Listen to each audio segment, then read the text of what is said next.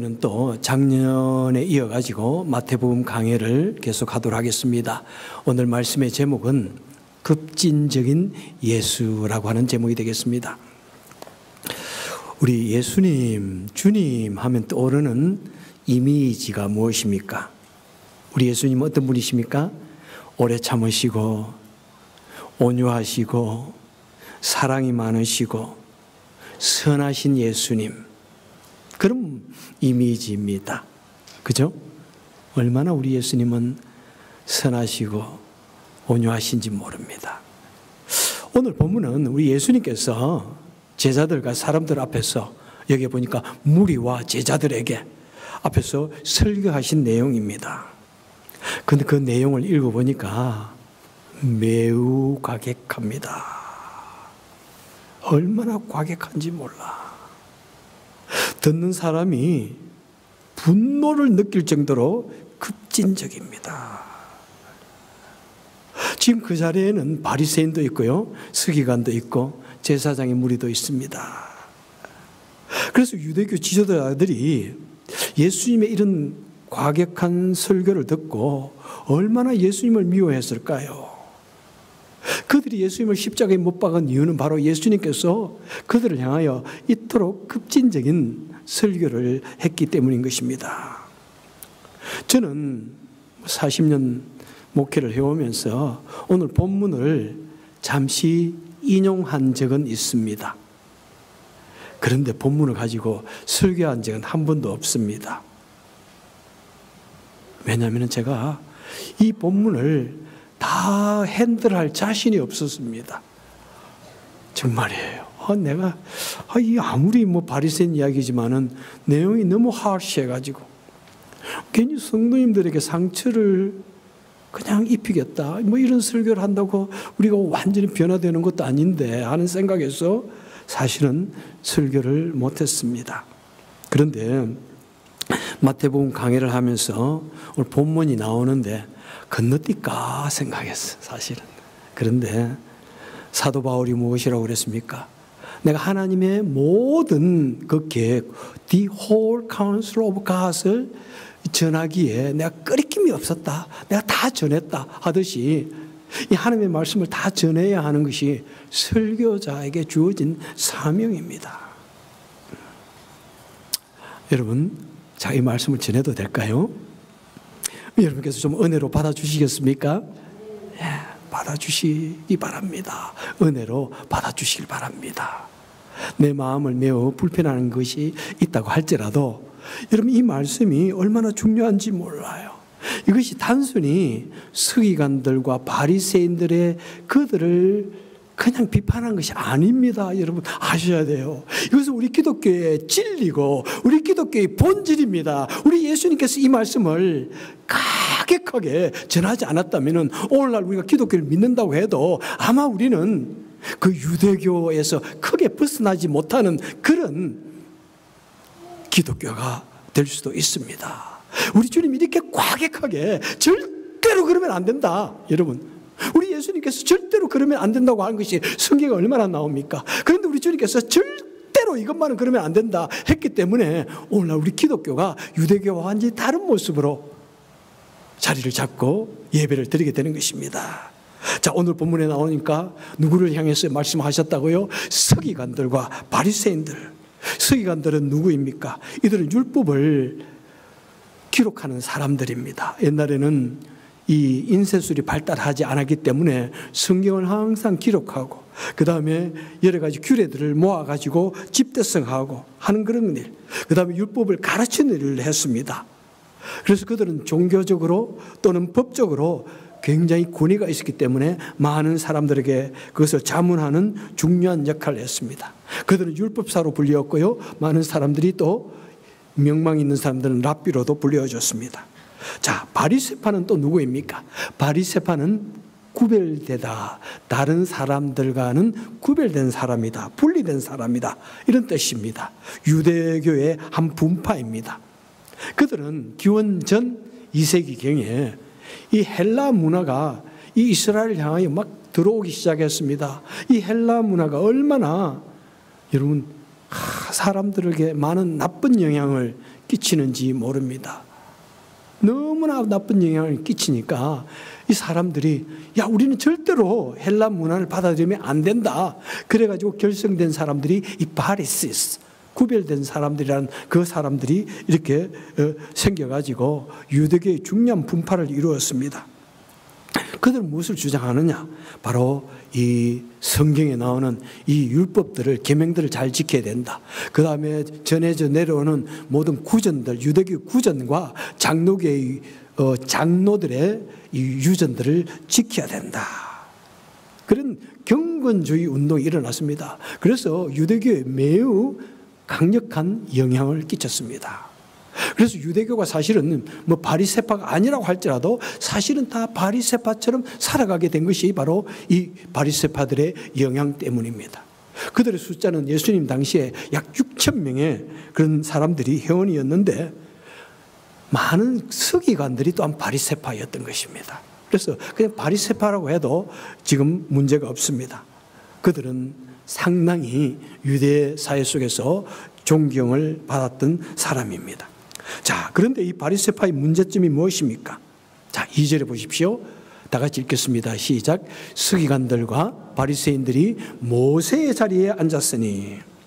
그들이 모세의 자리에 앉았다는 것입니다. 여러분, 모세는 누구입니까? 하나님으로부터 모든 율법을 받은 사람입니다. 그 다음에 법을 해석하는 사람입니다. 절대적인, 모세 외에는 또 다른 사람이 없을 정도로 모세의 자리는 절대적인 자리입니다. 그런데 바리새인들이 마치 자신들이 모세의 그 자리를 이어받은 사람처럼 행동을 합니다. 그리고 5경에 나오는 계명 613가지를 쭉 적어가지고 그것을 지켜야 된다고 주장합니다. 그뿐만 아닙니다. 유대교의 전통들, 그 다음에 장로의 유전들을 다 기록해가지고 정리해가지고 그것을 지켜야 된다고 합니다. 그뿐만 아닙니다. 그들은 거기에다가 또 자기들 나름대로 더 세부 규례들을 만들었던 것입니다. 예를 들면요, 안식일에 이런 하지 마라 한 것이 몇 가지 정도 될까요? 39가지입니다. 정확하게. 너희는 안식일에 씨를 뿌리지 말고 농사를 하지 말고 씨를 거두지 말라. 이런 이야기들. 불을 피우지 말라. 불을 끄지 말라. 39가지인데 그런데 거기에 플러스 바리새인들은 수많은 안식일에 하지 않아야 될 수많은 일들을 적었습니다. 45도 이상 허리를 굽히지 말 것. 1000m 이상 걷지 말 것. 1000m가 아니라 965m인가 그래. 이런 수많은 옷이 떨어져도 꿰매지 말 것. 그러니까 뭐 안식일에 지켜야 할 것이 그냥 얼마나 수십 가지, 수백 가지가 되는 거예요. 제 친구 목사 중에 이스라엘 히브리 대학 가가지고 공부를 한 사람이 있습니다. 주일날 또 한국 교회가 있어가지고 한국 교회를 잠시 담임을 하고 있었는데 토요일 날 교회에 가가지고 말씀을 준비하고 있었답니다. 그런데 바로 그 앞에 히브리 유대교 회당이 있었답니다. 어느 날 토요일에 또 앉아 있으니까 그 회당에 일하는 랍비가 오더니 미스달리 잠시 오라고. 우리 회당에 와가지고 불 좀 켜달라 그러더랍니다. 그래서 무슨 말인가 하고 쭉쭉 따라가더니 항상 유대교는 금요일 저녁에 불을 다 켜놓고 히터도 켜놓고 에어컨도 켜놓고 가는데 이분이 깜빡하고 불을 안 켜놓고 갔던 거예요. 그러니까 우리 이 목사님을 불러가지고 이 스위치 좀 켜달라고 톡 켜주고 왔답니다. 얼마나 훌륭한 유대교인가요? 어떻게 생각하세요? 우리 전에 월풀에 일하시는 집사님 계셨잖아요. 유대인들을 위한 세탁기를 만드셨대요. 그 토요일에 이 세탁기가 혼자 탁 돌아가고 탁 꺼지게 만들어놓은 거. 그거는 것도 만들었다는 거예요. 여러분 훌륭하게 여겨지는가요? 경건하게 여겨집니까? 그런 식으로 수많은 규례들을 만들었던 것입니다. 그리고 그것을 문자적으로 지키는데 그냥 외형적으로만 지키는 거예요. 형식적으로 지키는 거예요. 그것을 경건하다고 그럽니다.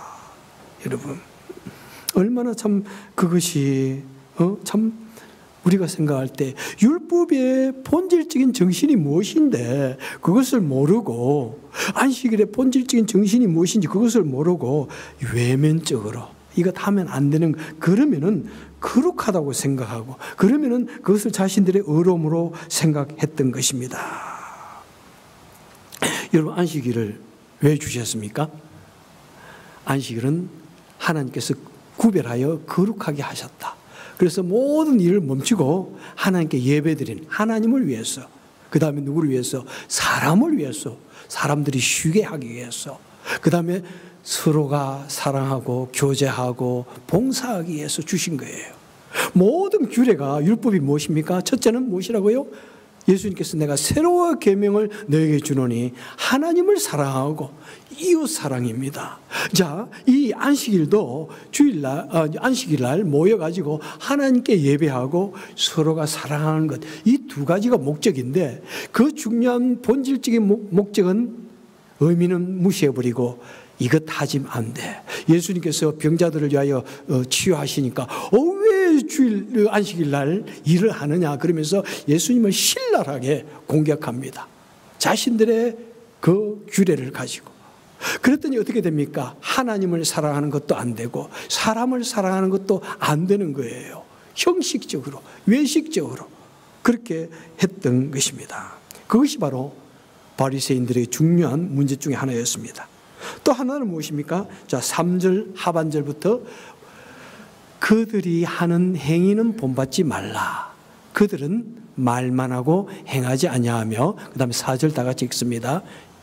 4절 시작. 또 무거운 짐을 묶어 사람의 어깨에 쥐우되 자기는 이것을 한 손가락으로도 움직이려 하지 아니하며. 자, 바리새인들의 문제가 무엇이라고요? 무거운 짐을 묶어가지고 사람들 어깨에 쥐운다는 것입니다. 이 세상 사는 사람들이 얼마나 힘든데, 그런데 무거운 짐을 또 씌우는 거예요. 그리고 자기는 손가락도 까딱하지 않는답니다. 그들은 말만 하고 자신은 조금 더 희생하거나 헌신도 하지 않는다는 것입니다. 그래서 예수님께서 무엇이라고요? 수고하고 무거운 짐진 자들아 다 내게로 오라. 그 무거운 어깨에 매여 있는 짐들 다 벗어버리고 내가 너희들을 쉬게 해주겠다. 그런데 바리새인들은 계속해서 이러면 안 돼, 저러면 안 돼, 수만 가지의 규례를 만들어 가지고 사람이 힘든데 더 피곤하고 더 괴롭게 만들었던 것입니다. 또 5절에 무엇이라고 말씀하고 있습니까? 다 같이 읽습니다. 그들의 모든 행위를 사람에게 보이고자 하나니 곧 그 경문 띠를 넓게 하고 옷수를 길게 하며. 자신의 모든 행위들을 사람을 바라보면서 한다는 것입니다. 그들이 입는 옷이 있습니다. 아마 목사 가운하고 비슷할지도 몰라요. 거기에다가 옷을 이 경문 이것을 답니다. 몇 센치로 이 경문을 달아라 그러는데 멀리서도 잘 보이게 자꾸 더 크게 하고 더 넓게 하고, 그다음 옷술도 달아야 되는데 더 화려하게 막 달면서 그것이 거룩한 거라고 생각하는 거예요. 여러분 어떻게 생각하세요? 제가 목사 가운 입으면 좀 더 그렇게 보이나요? 혹시 우리 교회에서는 한 번도 그런 분이 없었지만은, 제가 전에도 설교를 했지만은, 제가 목회를 하면서 젊을 때 몇 번 목사 가운을 입었다 벗었다 했는지 몰라요. 우리는 개혁주의 교회로서 이 목사 가운이 그렇게 뭐 성경적인 것도 아니고 구약적인 그런 잔재다 해가지고 목사 가운을 안 입어도 된다 이렇게 하는데, 한국에서 오랫동안 신앙생활을 하신 분들은 교회를 오면은 항상 그래요. 목사님, 우리 목사님 목사 가운 입으면 너무나 멋있어 보이고 너무나 그렇게 보이는데, 그럼 숨이 딱 막혀가지고 처음부터 아닙니다 뭐 설명하면요, 사람들이 시험을 당해요. 내 말도 안 듣고 목사님 고집이세요 뭐 이런다고요. 그럼 그래요 하고 3개월 정도 입습니다. 입고 그 다음에 한 3개월 있다가, 성도님 사실 이 목사 가운은 아무것도 아니에요. 물론 법복처럼 같은 의미도 줄 수도 있겠지만은 사실은 이거 아무것도 아니에요. 이거 뭐 예수님을 뜻하는 것도 아니고요. 오히려 지금은 안 입는 것, 차라리 미국 목사님들처럼 그냥 티셔츠 입고 나오는 게 더 중요합니다. 그거 티셔츠 입고 나오는 것도 괜찮아요. 중요한 것은 우리 마음입니다. 그래서 설명을 하면 아 그래요? 그러면 또 이 목사 가운을 또 1, 2년 안 입습니다. 그러면 또 새로운 교인이 온다든지 그럼 와가지고 목사님 한국에서는 다 목사 가운이 있는데 왜 안 입어요? 그러면은 사도 바울은 성도들 위해서 고기도 안 먹는다는데 이 목사 가운 하는 게 있는 게 뭐 대수야? 또 입습니다. 여러분 아무것도 아니에요.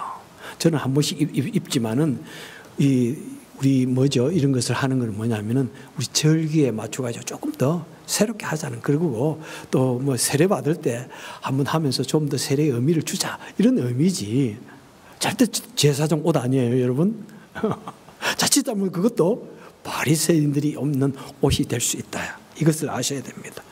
자, 그것이 입에서 거룩하게 보인다면은 그렇게 되어지는 거예요. 그 다음에 6절과 7절을 보겠습니다. 시작.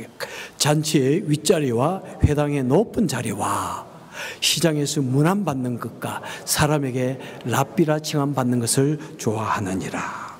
자, 바리새인들이 무엇을 좋아한다고요? 자신이 명예로운 자리를 좋아하는 거예요.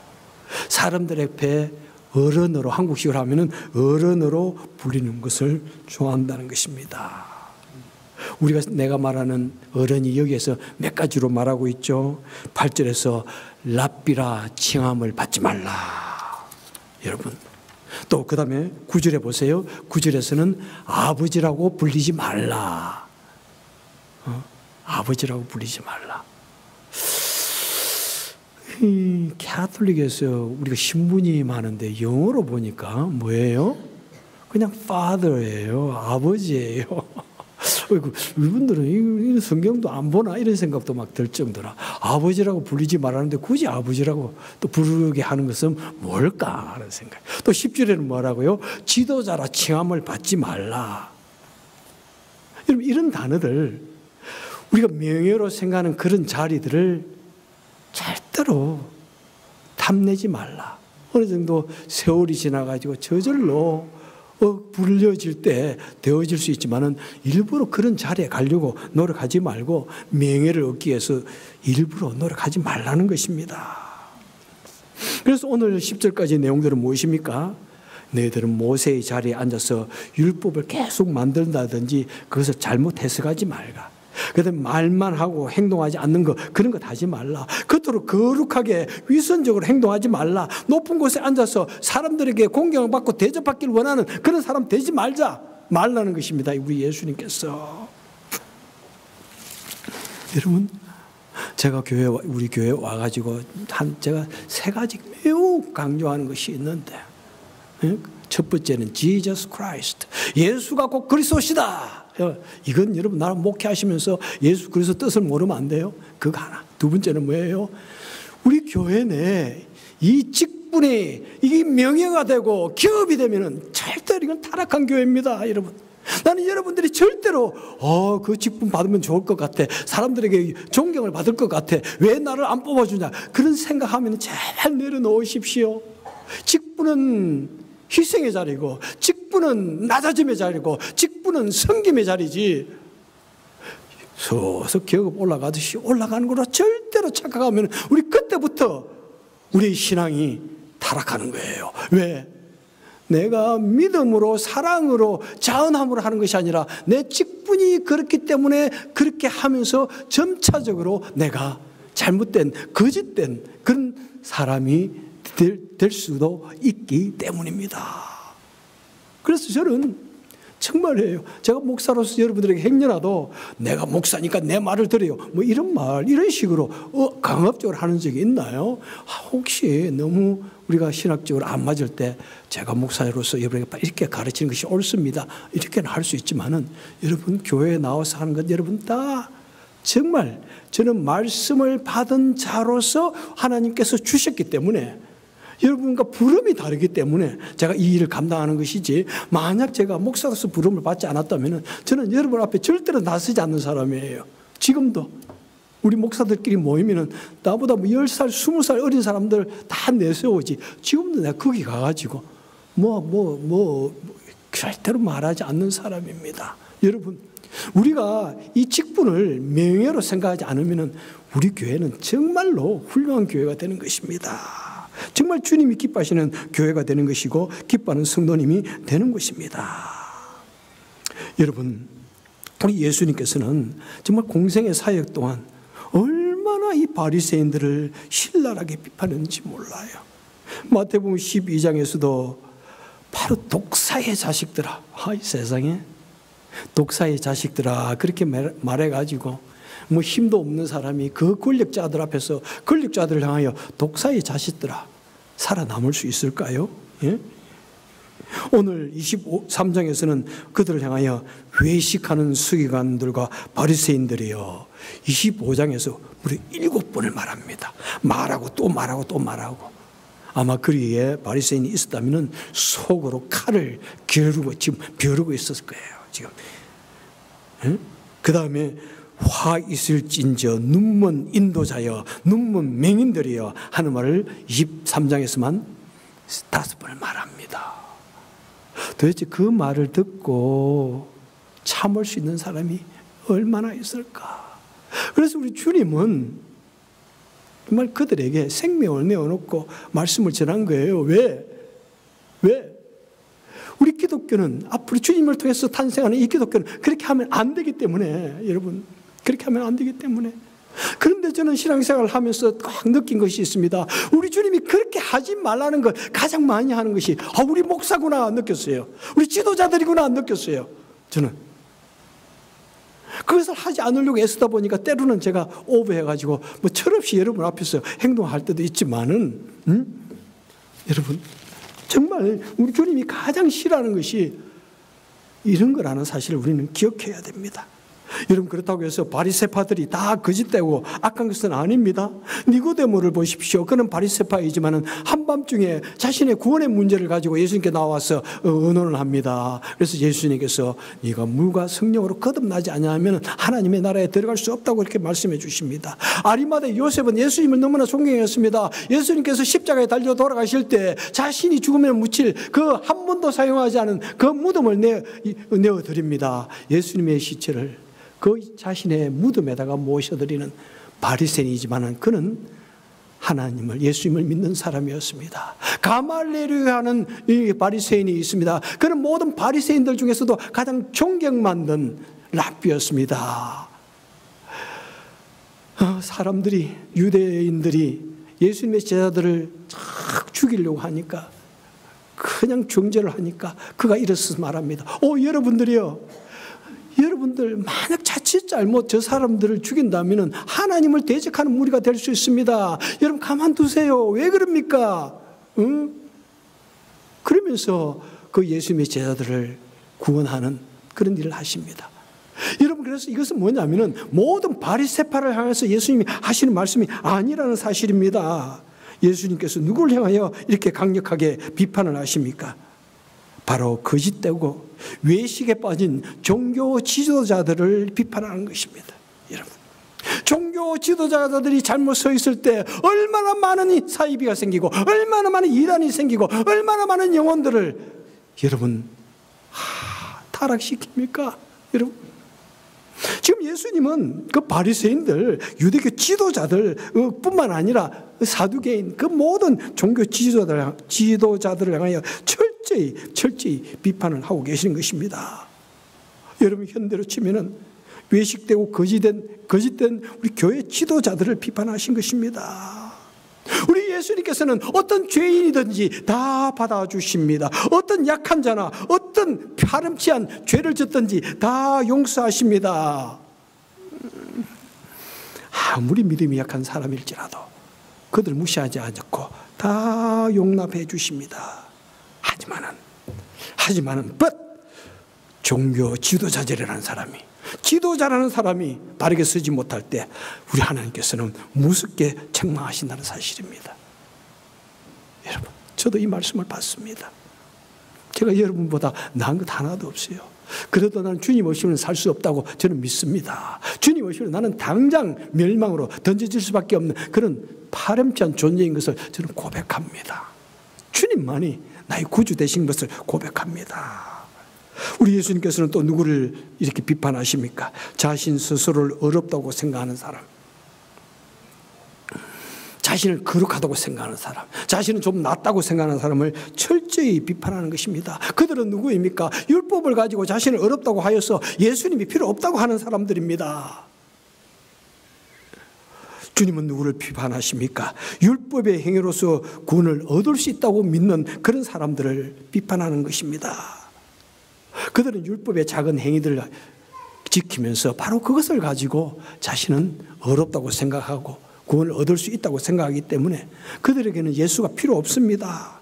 여러분, 오늘날에도 얼마나 많은 사람들이 내가 착한 일을 하면 되지, 내가 선한 일을 하는데 뭐가 문제야, 내가 왜 예수가 필요해, 그런 사람들이 얼마나 많은지요. 하나님의 은혜 없이도 얼마든지 자신이 구원을 얻을 수 있다고 생각하는 그런 악한 신학을 우리 주님은 지금 공격하는 것입니다.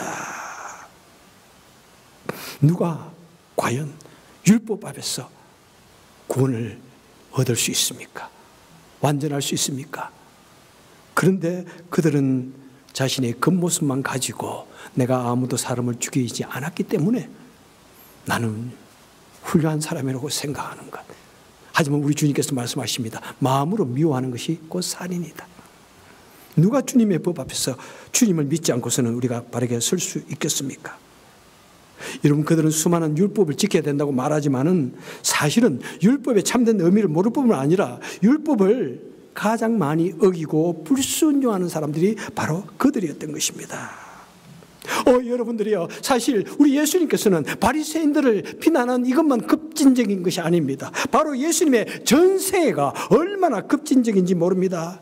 우리 창조주 하나님께서 그 놀랍고 찬란한 그 영광의 자리를 버리고 이 땅에 낮고 천한 비천한 사람의 모습으로 오시는 것, 이것이 여러분 이해가 되어집니까? 이것이 도저히 받아들일 수 있습니까? 세상에 그렇게 급진적인 일이 어디 있습니까? 우리 예수님께서 그 공생의 기간 동안에 그 죄인들에게 친구가 되시고 창녀들의 친구가 되셨습니다. 이런 일이 있을 법한 이야기입니까? 우리 예수님께서는 우리 인간을 구원하시기 위해서 그냥 평범한 방법으로, 이지한 방법으로 인간을 구원하신 것이 아니라 십자가에서 모든 피를 흘리시고 십자가에 처참하게 죽으시는 그런 과격한 방법, 그런 급진적인 방법을 통해서 우리 주님께서 당신의 사랑을 우리에게 확증하시고 우리를 구원하여 주셨습니다. 여러분들이요, 왜 예수님께서 그렇게 급진적인 방법으로 말씀하시고 그런 급진적인 방법으로 행동을 하셨습니까? 왜 그렇습니까? 여러분들이 이 세상은 그렇게 급진적으로 악하고 부패하고 타락했기 때문인 것입니다. 결단코 보통의 방법으로, 결단코 일반적인 방법으로는 우리 죄악의 문제를 해결할 수 없기 때문입니다. 그래서 하나님께서 성육신이라고 하는 초이성적인 방법으로 이 세상에 사람의 몸을 입고 오셨고, 그래서 그 예수님께서 십자가에 자신을 내어주시기까지 이렇도록 끔찍한 급진적인 방법으로 우리를 구원하셔야 했습니다. 그렇다면 우리도 그렇게 급진적으로 살아야 됩니까? 자신 있나요? 여러분, 주님께서는 우리를 향하여 그렇게 급진적으로 살라고 말씀하지 않습니다. 주님은 어떻게 우리를 향하여 어떻게 살라고 말씀하십니까? 주님께서는 그냥 단순하게 정직하게 나를 믿으면 된다.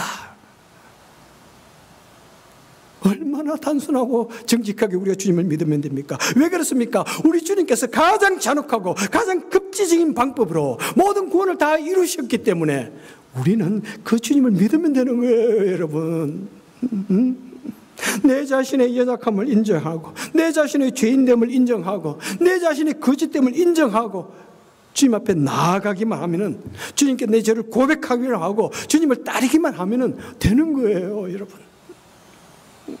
왜? 우리 주님이 모든 방법으로, 가장 최악의 방법으로, 가장 참혹한 방법으로 그 구원 역사를 다 이루셨기 때문입니다. 그런데 보면은요, 그 신앙을 지키기 위해서 얼마나 많은 우리 믿음의 선진들이 급진적인 방법으로 순교를 당해야 했습니까? 안타까운 일은 없잖아 있습니다. 그런데요, 그들은 마음으로부터 주님을 믿었기 때문에 여러분, 그런 순교의 순간에도 담대할 수가 있는 것입니다. 억지로 믿은 것이 아니고 억지로 하는 것이 아니라 주님이 은혜 주셔가지고 담대하게 기쁨으로 자원하여 감사함으로 그들은 자신의 전 생명을 내어놓기까지, 피 흘리기까지 주님을 따랐던 것입니다. 여러분들이 걱정하지 마세요. 내가 비록 연약한 존재고 매우 약한 존재라고 할지라도, 내가 매우 죄인이라고 할지라도 우리가 진심으로 정직하게 주님을 믿으면 어떤 급진적인 상황에서도 우리의 믿음을 담대하게 지킬 수가 있는 것입니다. 우리를 지독히 사랑하여 주시는 그 주님의 사랑에 감동하여서 이런 어떤 상황, 어떤 급진적인 그런 사건이 온다고 할지라도 정말 자원함과 기쁨과 감사함으로 주님을 믿고 따를 수 있는 모두가 되시기를 주님의 이름으로 축원합니다. 주님, 정말 나같이 연약한 죄인, 정말 속을 들여다보면 너무나 비열하고 너무나 부끄러운 이 죄인, 나 같은 나를 구원하기 위해서는 결단코 그냥 평범한 일상적인 방법으로는 구원할 수 없기에 우리 주님께서 너무나 급진적인 방법으로 십자가에 달려 돌아가시고 너무 참혹한 방법으로 나를 위하여 죽으신 것을 믿습니다. 주님, 우리는 이 세상 살아가면서 어떻게 하든지 나를 위하여 십자가에 달려 돌아가신 그 주님으로 말미암아 우리는 담대함을 얻게 하시고 이 세상을 살아갈 때 어떤 순간에서도 주님을 섬기고 따르고 감사, 즐거움으로 우리 믿음의 생활을 할 수 있도록 주의 성령의 충만함을 부어주시고 하나님의 은혜 속에 살게 하여 주옵소서. 오늘 이 시간에도 우리는 하나님께 쓰임받기 위해서 귀한 외물을 구별하여 주님께 드립니다. 하나님, 우리를 구원하여 주신 그 하나님의 은혜 감사할 때 우리가 무엇으로 드릴 수 있겠습니까? 작은 물질을 구별하여 드릴 때마다 우리 하나님께서 더욱더 축복하여 주시고 하나님께서 은혜로 채워 주옵소서. 예수님 이름으로 간절히 기도합나이다. 아멘.